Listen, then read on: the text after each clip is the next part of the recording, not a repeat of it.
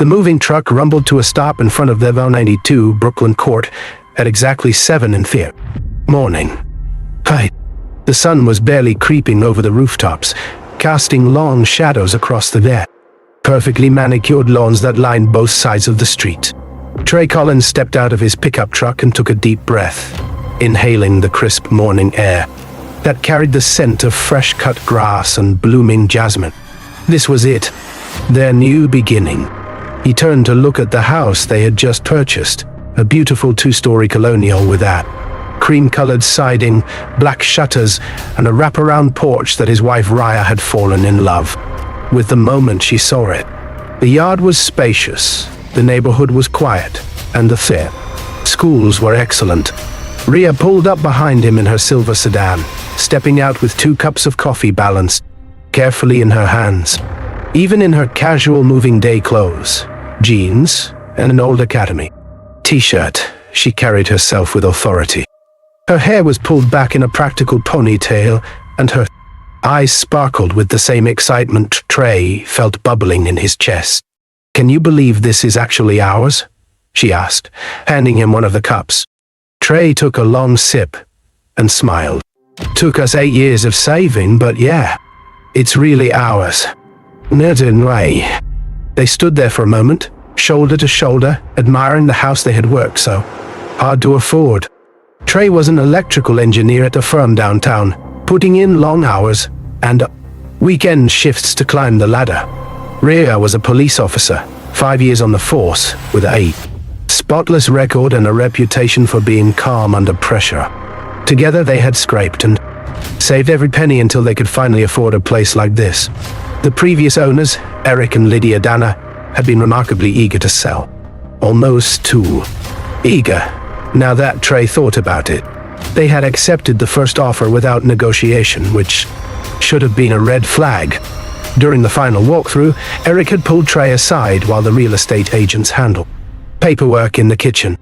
The older man's face had been drawn, his eyes carrying a weariness that seemed out of place for someone selling a beautiful home at full asking price.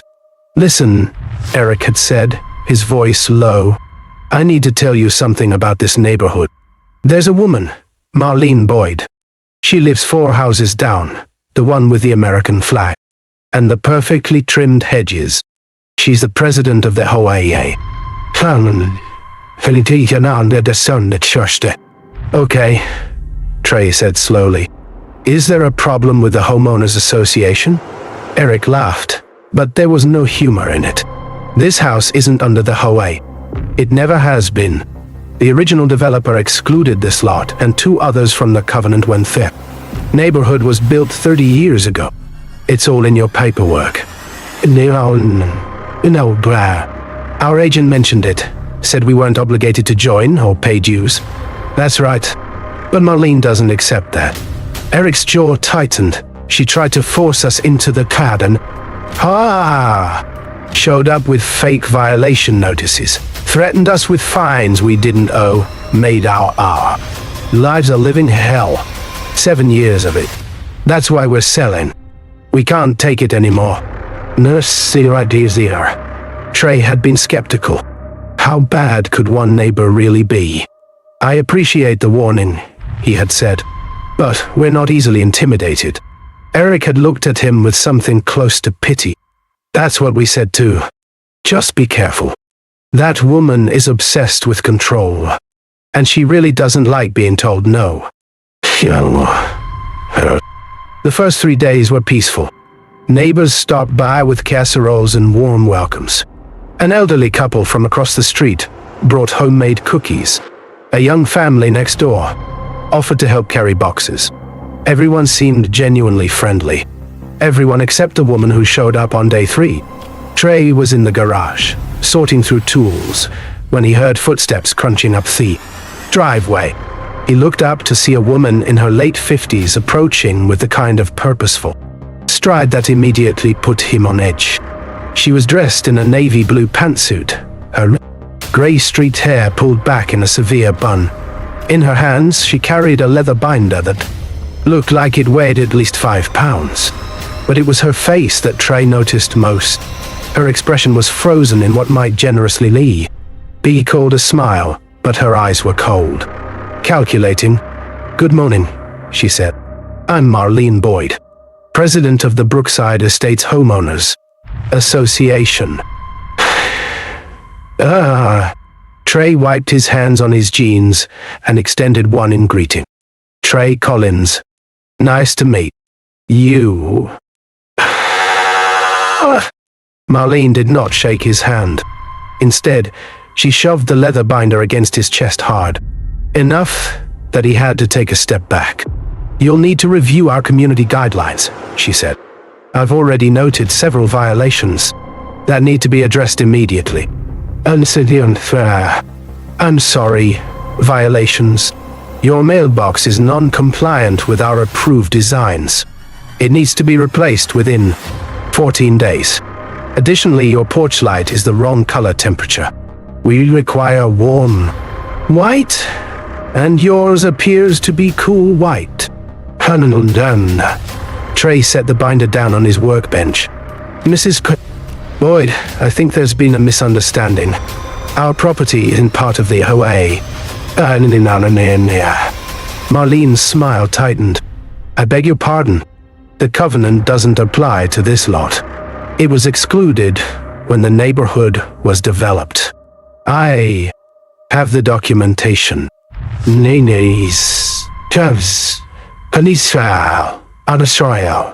And say, For a moment, something flickered in Marlene's eyes. Something dark and dangerous. But it vanished so quickly that Trey almost convinced himself he had imagined it. "There's been some confusion about the boundary lines over the years," she said. "I'm sure once you review the proper documentation, you'll realize your property is within HOA jurisdiction." "Naroni, I reviewed the documentation thoroughly. We're not under your authority." Marlene's fake smile finally cracked. Her lips pressed into a thin line, and her nostrils flared, almost imperceptibly. "Mr. Collins, everyone in this neighborhood follows the same standards. It's what keeps our community beautiful. Surely you want to be a good neighbor." "I am a good neighbor, but I'm not going to replace a perfectly functional mailbox to comply with it. Rules that don't apply to me." The silence stretched between them, heavy with unspoken tension. "I see," she said, her voice losing all pretense of friendliness. "Well, Mr. Collins, I hope you'll reconsider. Those who don't meet our standards tend to find life here rather uncomfortable." She turned and marched away without another word, leaving her binder on his workbench. That night, Trey told Ria about the encounter. She listened carefully, her police training evident in her. The way she asked clarifying questions and noted details. "She sounds like a piece of work," Ria said when he finished. "But we've dealt with worse. Just document everything. If she escalates, we'll handle it." "Fine. You think she will? People like that don't handle rejection well. She's used to everyone bowing down to her authority." "Yeah, I think she'll escalate. The question is how far she's willing to go." The very next morning, Trey found a formal violation notice taped to their mailbox. It was printed, an official-looking HOA letterhead, and cited 3 separate infractions: the mailbox design, the mailbox, porch light color, and now the length of their grass. It demanded immediate compliance and threatened a fine of $250 per day until the violations were corrected. Trey photographed the notice and added it to a folder on his phone, labeled HOA Harassment. The following day, Marlene returned with a tape measure. She stood at the edge of his property line, measuring the distance between his fence and the sidewalk. She wrote notes in a small notebook. She photographed his house from multiple angles. When Trey came outside to ask what she was doing, she ignored him completely. Another notice appeared the next day. This one complained about the color of his front door. Deep burgundy that Ria had spent weeks choosing. Trey drafted a formal letter explaining that his property was not subject to HOA regulations. He included copies of his deed, the original development documents, and a highlighted section showing that his lot had been explicitly excluded from the covenant. He sent it certified mail. Marlene never responded. Instead, the notices continued. His garbage cans were visible from the street on non-collection days. His driveway had an oil stain. His backyard fence was 2 inches taller than allowed. Each violation was more ridiculous than the last. Ria took over the documentation. She created a spreadsheet tracking every notice, every encounter, every voicemail Marlene left demanding compliance. She's building towards something, Ria observed one evening as they reviewed the growing file. This isn't random harassment. She's establishing a pattern, trying to create a record that makes it look like we're problem neighbors. But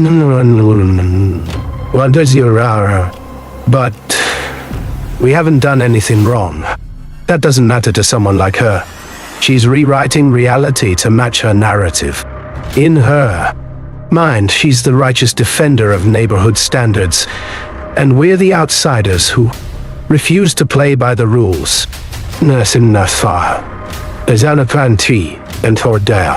So what do?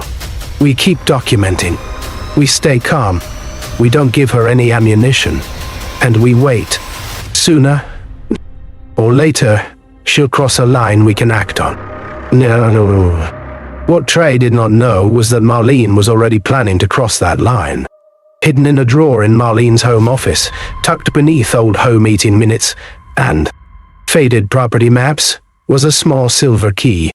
The key to M92 Brooklyn Court. Eric and Lydia Danner had given it to her years ago, back when they had still been hopeful about their relationship with their neighbor. They had offered the key for emergencies, for package deliveries, for the kind of neighborly trust that small communities sometimes share. But when they decided to sell, when they finally broke free from Marlene's relentless harassment, they forgot about the key. Or perhaps they simply wanted to be done with the whole situation so badly that they could not bear to confront her one more time. Either way, the key remained in Marlene's possession. To her, that key represented something important. It was proof that she belonged inside that house. Proof that she had authority over what happened within those walls. The fact that the Danners had sold the property to strangers who refused to acknowledge her position changed nothing in her mind. She began watching the Collins family more carefully. She noted their schedules, memorizing when they left for work and when they returned. Trey usually departed around 7:30, heading to his engineering firm downtown. Ria's schedule was more unpredictable, consequence of shift work at the police department, but Marlene noticed patterns. Certain days, both cars would be gone by 8 in the morning. Tuesday and Thursday. Those were her windows. Trey decided to take protective measures. After 2 weeks of escalating harassment, he hired a contractor to install a security gate at the end of his driveway. Nothing fancy, just a simple metal gate with a keypad entry system. The day the gate was installed, Marlene appeared within the hour, striding up with her leather binder clutched against her chest. "What is this?" she demanded. Trey walked down to meet her, staying carefully on his side of the property line. "It's a security gate. Oh, for our protection. This is a violation. Gates require pre-approval from the Architectural Committee for HOA members, which we are not." Marlene's face reddened. "I demand access to your property for official inspections. You have no right to inspect anything on my property. Give me the code." Trey almost laughed. "Absolutely not." Marlene's composure cracked completely. Her hands trembled. Her eyes narrowed to slits. Her voice dropped to a hiss. You think this gate will stop me? I've been running this neighborhood for 15 years. I've dealt with people like you before. They all learn eventually. They all fall in line. And so will you. Is that a threat? Marlene seemed to catch herself. The mask slid back into place and she straightened her spine. Of course not. I'm simply stating facts. Good day, Mr. Collins. She walked away, but not before throwing one last look at the security gate. A look that promised this was far from over. That night, Ria listened with growing concern. She's escalating, Ria said. That line about dealing with people like you before, that's not normal neighborhood conflict. That's obsession. Niditrio. You think we should be worried? Ria was quiet for a moment. I think we should install cameras. Good ones. Cover every angle of the property. If she tries anything, I want it on video. The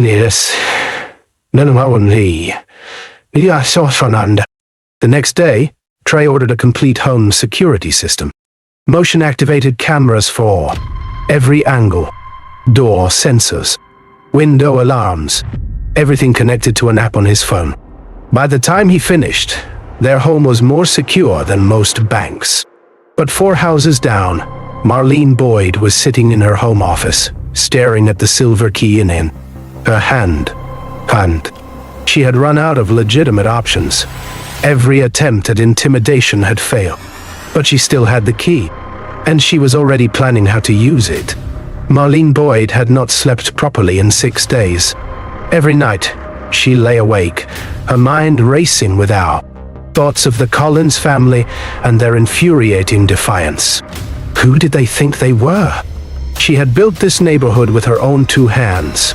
15 years ago, when she first joined, the HOA board, Brookside Estates, had been a chaotic mess. Residents painted their houses whatever colors they pleased. Lawns grew wild. It was anarchy.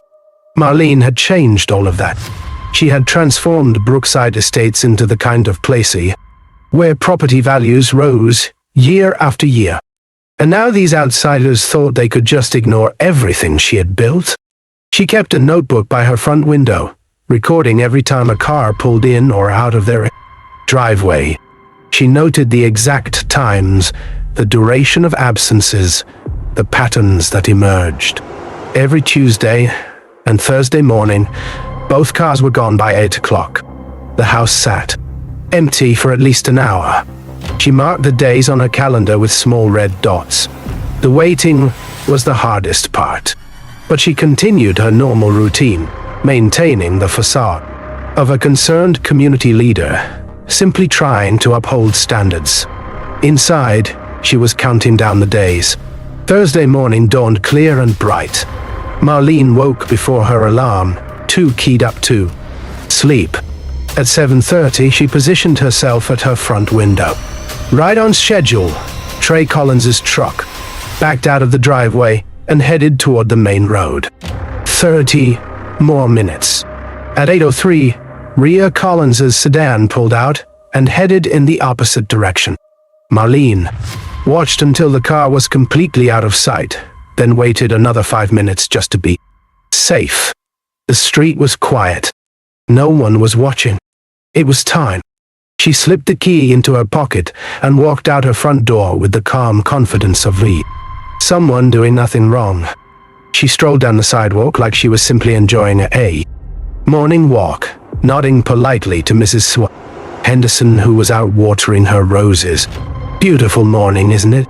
Marlene called out. Lovely, Mrs. Henderson agreed. She approached 1192 Brooklyn Court from the side.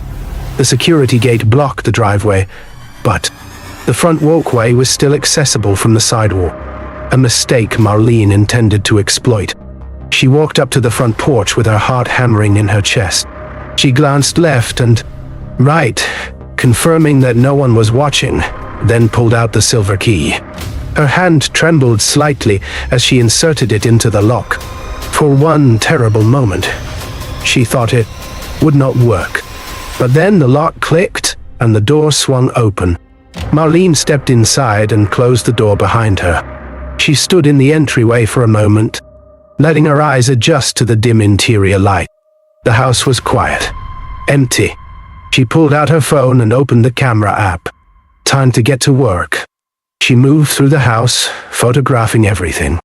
The entryway, the living room, the kitchen door. Each imaginary infraction documented with meticulous care. She continued her tour, moving through the dining room and down the hallway toward the bedrooms. The master bedroom was at the end of the hall. She pushed the door open and stepped inside. The bed was neatly made. A dresser held perfume bottles and jewelry boxes. The closet door was open, revealing an organized array of clothing. And then she froze. Police uniforms. Ria Collins was a police officer. She saw the badge on the dresser, the duty belt hanging from a hook, the uniforms pressed and ready for service. A small voice in the back of her mind suggested that perhaps breaking into the home of a police officer was not the smartest decision she had ever made, but Marlene silenced that voice. She was not breaking in. She had a key. She was conducting an official inspection. She photographed the bedroom with renewed purpose. The badge, the uniforms, everything. By the time she finished, she had taken over 80 photographs. Satisfied with her work, she made her way back to the front door. This had been easier than she expected. The Collins family thought their little gate could keep her out? They were so incredibly wrong. She twisted the knob and pulled the door open, already planning her next move.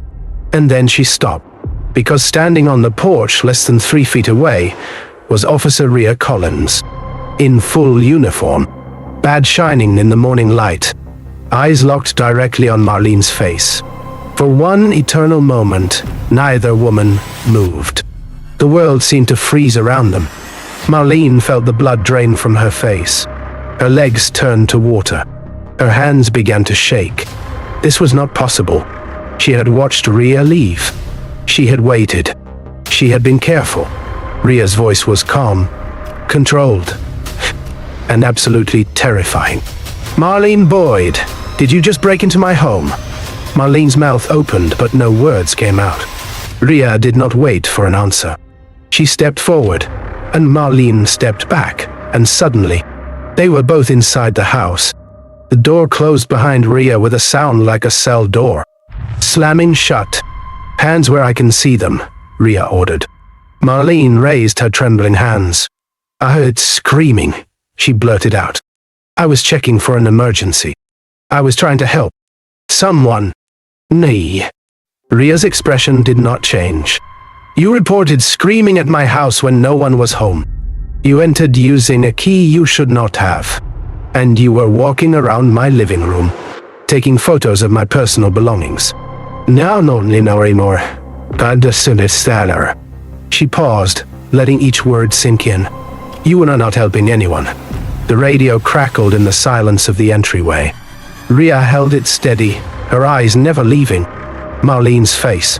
"Dispatch, this is Unit 12. Be advised, we have a confirmed false report and a burglary in progress at my residence. 192, Brooklyn Court, ... Send backup. Copy, Unit 12. Units are being dispatched. ETA 3 minutes. New. 3 minutes. Marlene felt something inside her collapse. "Burglary," she choked out. No. You don't understand. I'm the HOA president. I'm allowed to conduct inspections.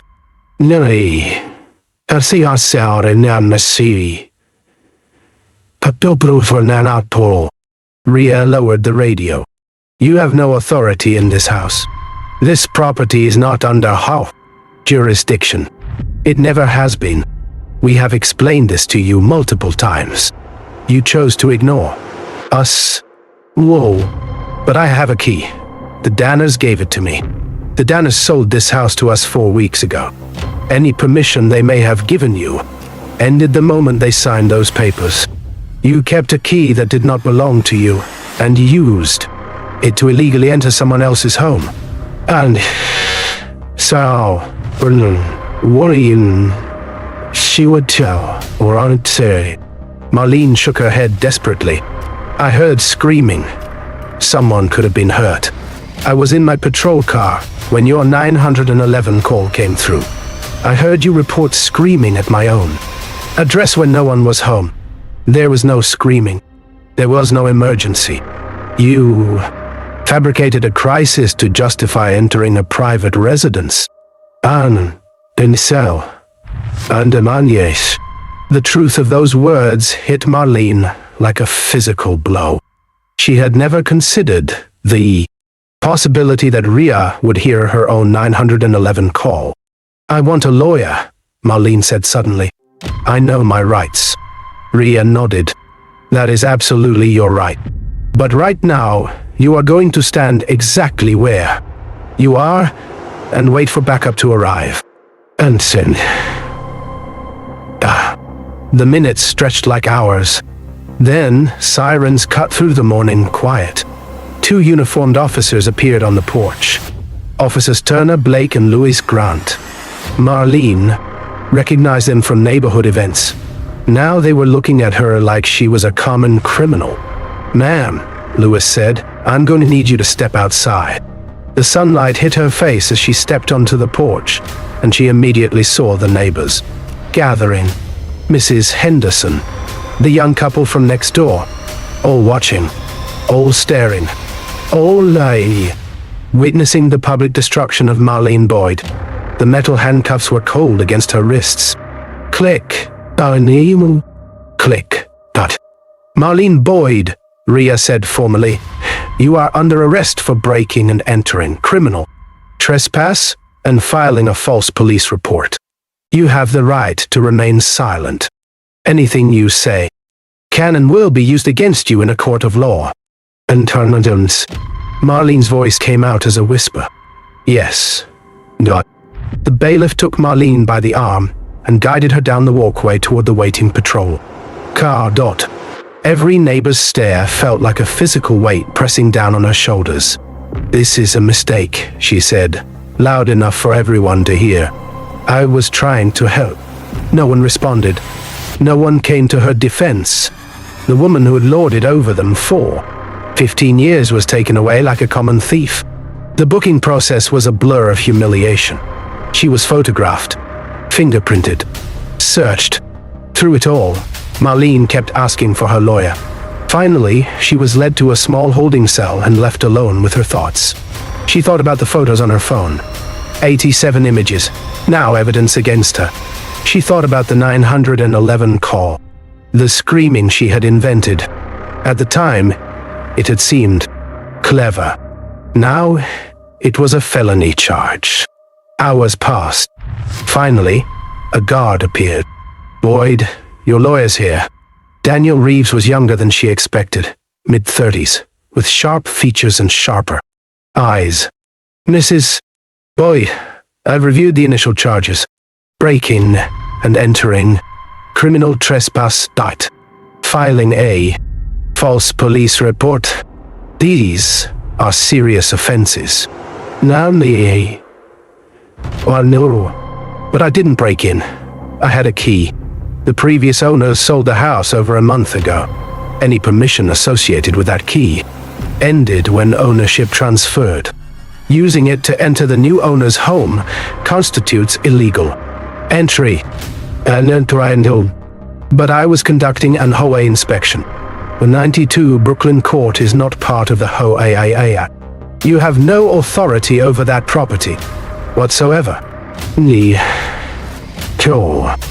reality of her situation was finally sinking in.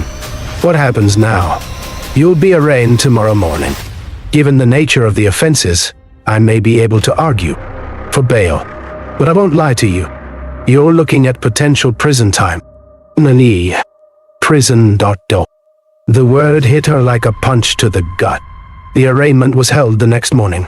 Judge Patricia Whitmore presided, a woman in her 60s with silver hair and sharp eyes that missed nothing. Marlene's husband Richard was there, looking like he had aged 10 years overnight. And 3 rows behind him sat Ria and Trey Collins. They had come to watch her face justice. You are charged with 1 count of breaking and entering, 1 count of criminal trespass, 1 count of filing a false police report, and 1 count of misuse of emergency services. Judge Whitmore said. How do you plead? Not guilty, Marlene whispered. The prosecution argued for no bail. Daniel argued for release on her own recognizance. Bail is set at $50,000, the judge ruled. The defendant will surrender her passport and is prohibited from having any contact with the victims or their property. She is not to come within 500 feet of 1192 brooklyncourt.org.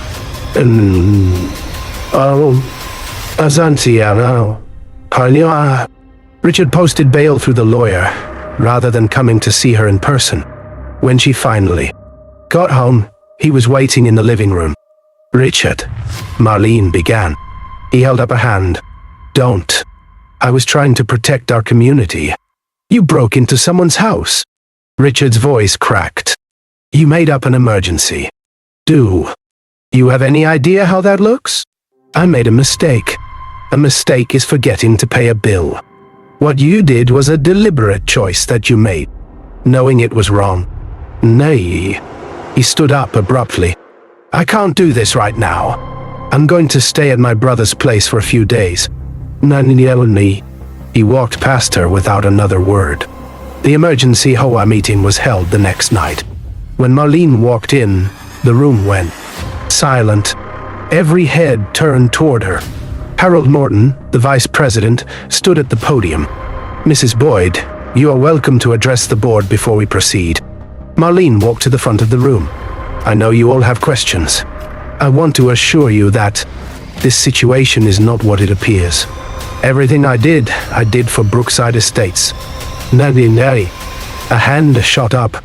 You broke into someone's house. How is that protecting the community? It was a misunderstanding. I had a key. No. You filed a false 911 report, someone else called out. Then, a voice came from the back. The house was empty. Ria Collins was standing in the doorway. You watched us leave. You waited until our cars were gone. And then you used a key you stole from the previous owners to break into our home. Harold banged his gavel. All those in favor of removing Marlene Boyd from her position as host. President, please raise your hands.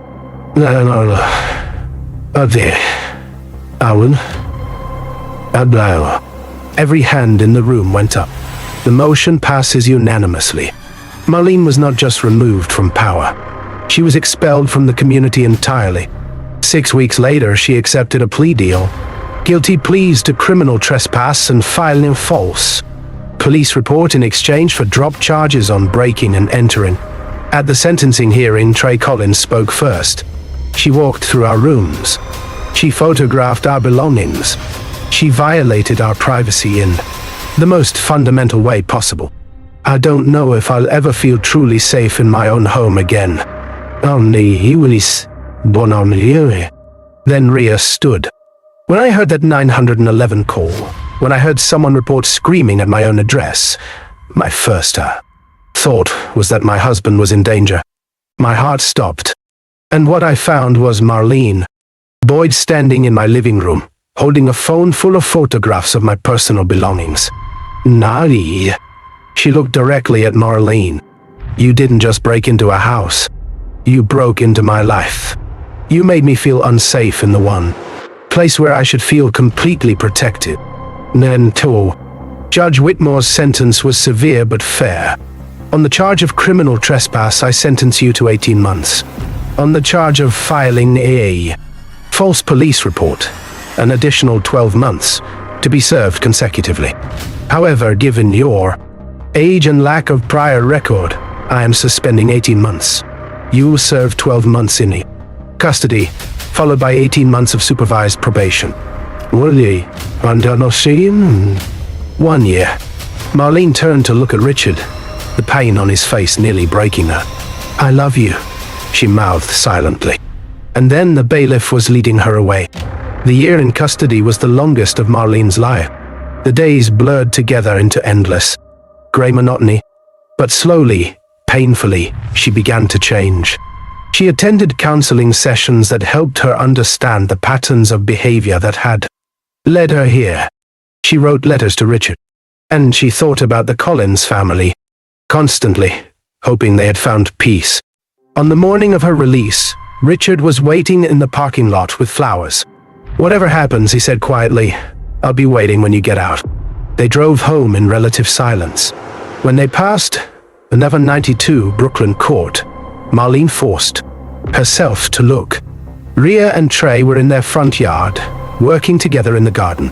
They looked happy. They hadn't looked at peace. They did not notice her car driving past, and that was exactly as it should be. The months that followed were a slow process of rebuilding. Marlene kept to herself, avoiding HOA meetings and community events. She focused on her marriage.